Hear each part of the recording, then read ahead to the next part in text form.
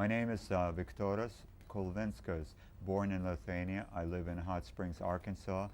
I have been in the alternative health field for over 30 years, and mostly live food orientation camp with wide range of therapeutic modalities. I've written quite a few books. I've been involved in product development, whole food concentrates, as well as running resorts.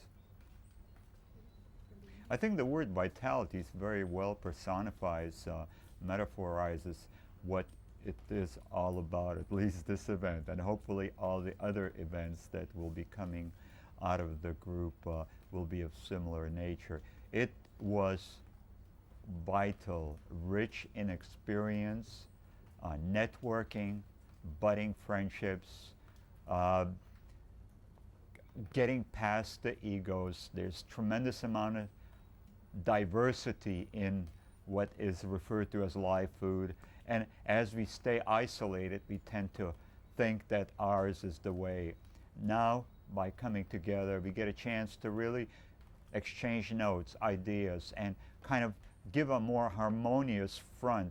What is the umbrella that holds us all together? Well, we basically endorse live, raw, enzymatic food, quite a diversity, but basically foods that perform, foods that have healing properties. It was very exciting also to see the energy of the playfulness, the creativity as we moved through music, as we exchanged information. I feel like it was extremely well worthwhile. The chefs were the best in terms of projecting an artistic creations that can add mileage into entry into the mainstream. It is the bait that seems to make all things work. Research and intellectual property and words are interesting, but give someone a delightful, beautiful meal, you got them hooked. It's much easier to do it through food than any other thing. Sex quite often works too, but I don't think you can go with that in mainstream. The Vitalities event is basically not only nurturing to the insiders, but has a major, can have, and it has shown up with a few people who are outside the raw foodist camp. They were totally satisfied with what was presented. Considering that we have an event here, the Vitalities event, which is of global and national importance, there is a need to basically next event to take steps to broadcast this event to a larger audience, catching the exciting sectors and using the web to move it globally, and doing it both by video, by real time, by photography, as well as text, as well as audio, so that we can have more people, you might say, participating at no cost and getting the benefits of this wonderful culinary healing transformation that is the next step in the revolution of healthcare, the next step of the culinary restaurant arts. It's the next step in relationships, because it transforms people. It creates youthfulness, and Vitalities can take this as a vehicle both for those who are insiders and take it to the outside camp. Get them to become just drawn by the fact that weight loss is easy, drawn by the fact that it leads to more youthful skin and body appearance. Attract them by the lowering of cholesterol. The list of reasons is endless. 90% of the people are sick with one form of acute or chronic condition. The more you consume living foods, the more it becomes appropriate as the ultimate healing tool, because it leads to personal responsibility and inner transformation and physical healing. With Anne Wigmore, we had a budding friendship at the Rising Sun Christianity, which eventually we co-founded the Hippocrates Health Institute. And as I was taking on more and more responsibilities due to shortage of staffing, among other things, I was involved in obtaining the supplies for the Hippocrates Health Institute by way of produce. I ordered sunflower seeds, and being a novice myself in the field, I just assumed that everybody, when they talk about sunflower seeds, they talk about hulled sunflower seeds. Interestingly enough, they delivered to us a 50-pound bag of bird seeds, which after trying to open them individually, we decided that it was not worth the effort, and we didn't have the machinery. So I composted at our small 5-acre farm and spread it out. And about 5 days later, I came back to do another compost load, and I was so amazed by this new weed that I noticed, and it was so prolifically spread out over the whole compost heap. And I'm saying to myself, well, it might be something new that I could bring to Dr. Anne. Everything I thought about, I would always say, well, this is a nice thing for Dr. Anne. This is something that we can do for Dr. Anne. She was like the queen there, and we loved her for it. And so I picked up a few of the weeds, and I noticed that, God, these sunflower shells were sticking to it. They looked like they kind of stuck, and I dusted them off, and I'm biting into it, and it tastes a little like sunflower itself. They were short shoots, only about 2 inches, because we didn't use the normal procedure that we do now, which is covering with trays or covering it with a plastic sheet, thus allowing them to grow in darkness. As a result, the shoots end up being 5 to 6 inches, up to 8 inches in height. Here they were with short shoots, but very beautifully developed a leaf structure, and it tasted phenomenal. And I says, this is the sunflower seeds that I discarded. And well, the rest is history. And then I started looking for other seeds that could end up working out similarly, and pretty much by chance buckwheat came into our existence, again due to just purely an error in ordering. We thought we could sprout this buckwheat and eat it as such, and when we tried, the roughage was way beyond our tolerance. So I says, why not try it on soil? Sure enough, all of a sudden we had the buckwheat lettuce. So all of a sudden our family of you might say indoor greens started growing to a larger sector. We started experimenting from there with also other vegetable seeds, and they especially lentil, mung bean, and we were able to get very nice sprouts, both growing on soil as well as appropriate conditions within canisters. I think what is important is to take it lightly. As the food is light, handle your life lightly. Whatever life meanings that you hold on to at that time, whether it's ongoing career or an art craft or agricultural work, whatever your lifestyle is, continue on in the same fashion and take this on as just a way of feeding yourself, and watch the wonderful transformation. I find a lot of people are looking for what's going to be happening next to me, what healings, am I going to cure this? Total obsession. I enjoyed the food, and was all that was really required. And over the years, without bothering to notice, I watched my body drop both to 90 pounds. I watched my body also to pop up to 140 pounds. I watched tumors disappear. I watched migraines disappear. So many different changes, especially advanced arthritis. But if I was just wondering, oh, it hasn't happened in 3 months, I really don't think it's working, I better switch to something else and go out looking. It's a lifestyle commitment. Basically, the idea of eating something live, something primitive, is just returning to the roots, to the place where we were historically evolutionary. You take away the 100,000 years of the fire fatism and the destruction of food, and go back to more paradisical eating. And for millions of years, all life forms lived on live foods. And then, of course, due to migration, earth changes, and weather conditions, it brought people into challenging environments where they started noticing that, there was both carnivorous activity and started noticing that fires started, left behind residues of both corpses of animals as well as also root vegetables. When pulled, they seem to have tasted relatively well, and started developing more an adaptation to the cold climate.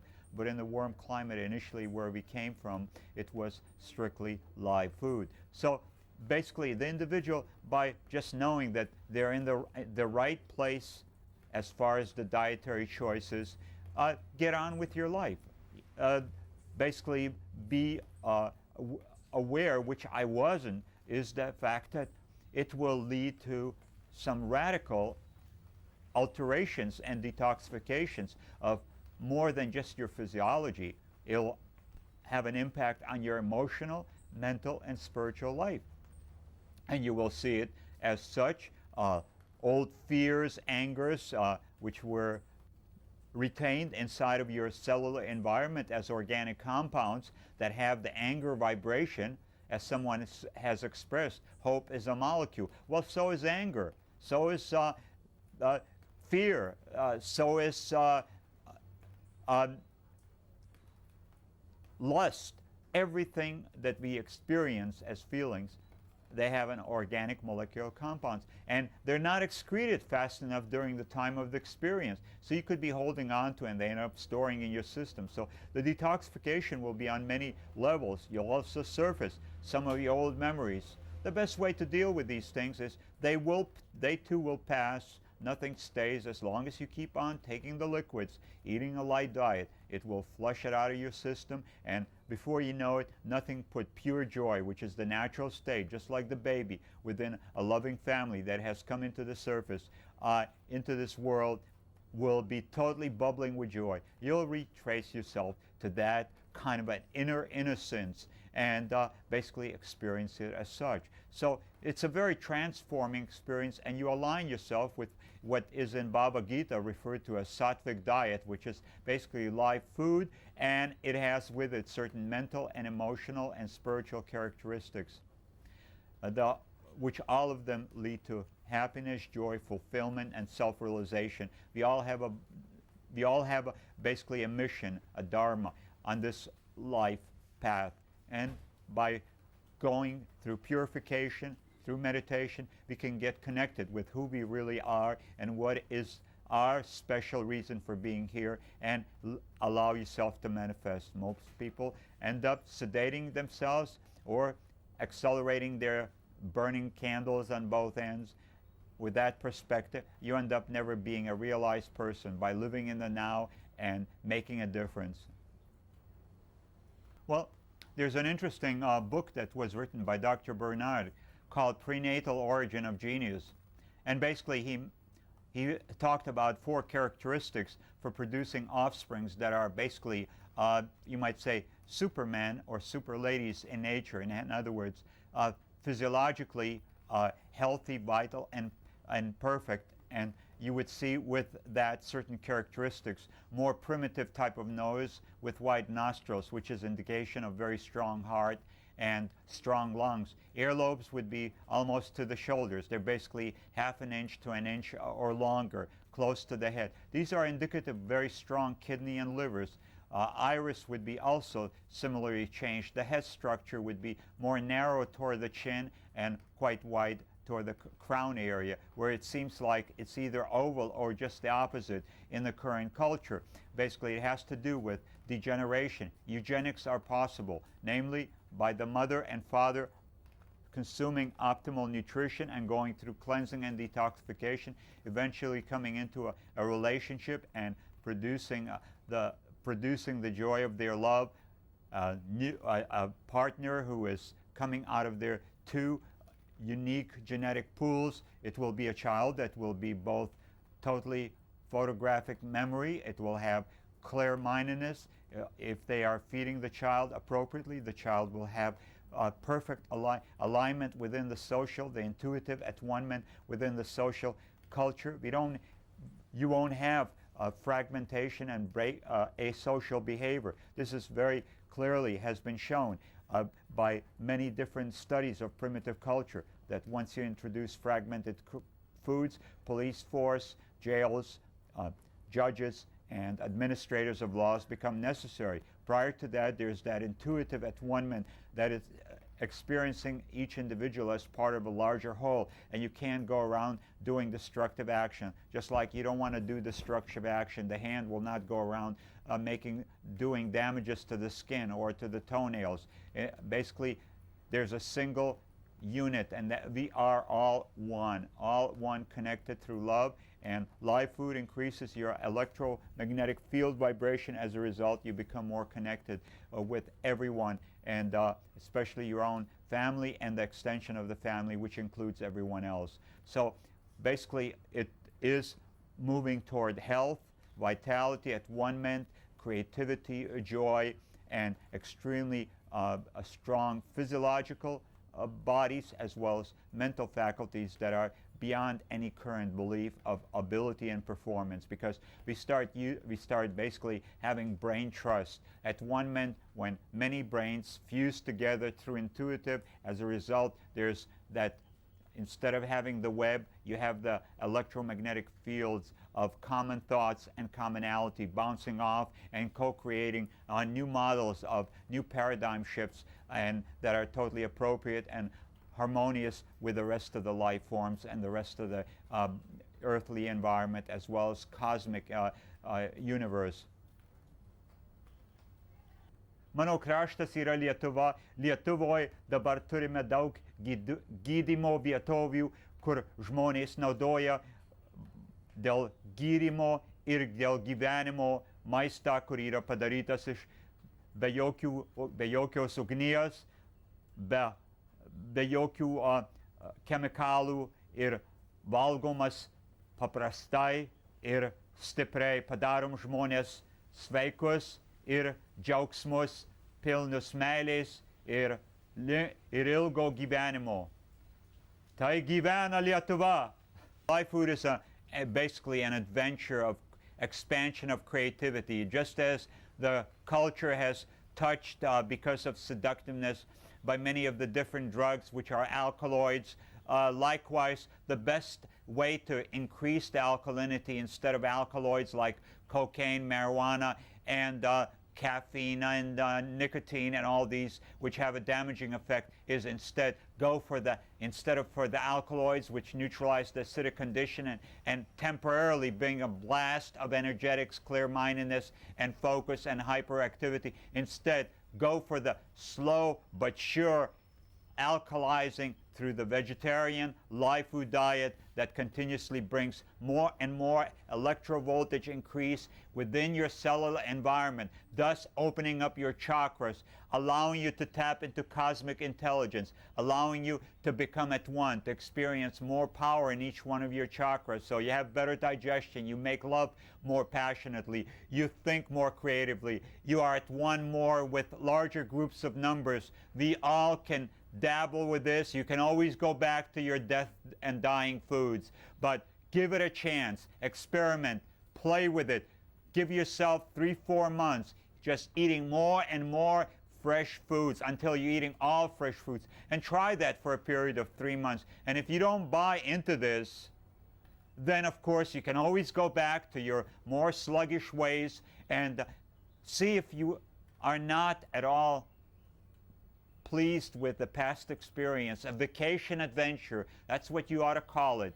The live food vacation that you can do at home. It's cheap, and it also leads to tremendous amount of cosmic alterations that are purely entertaining, to say the least. It's fun to be old in a young body. What more could I say?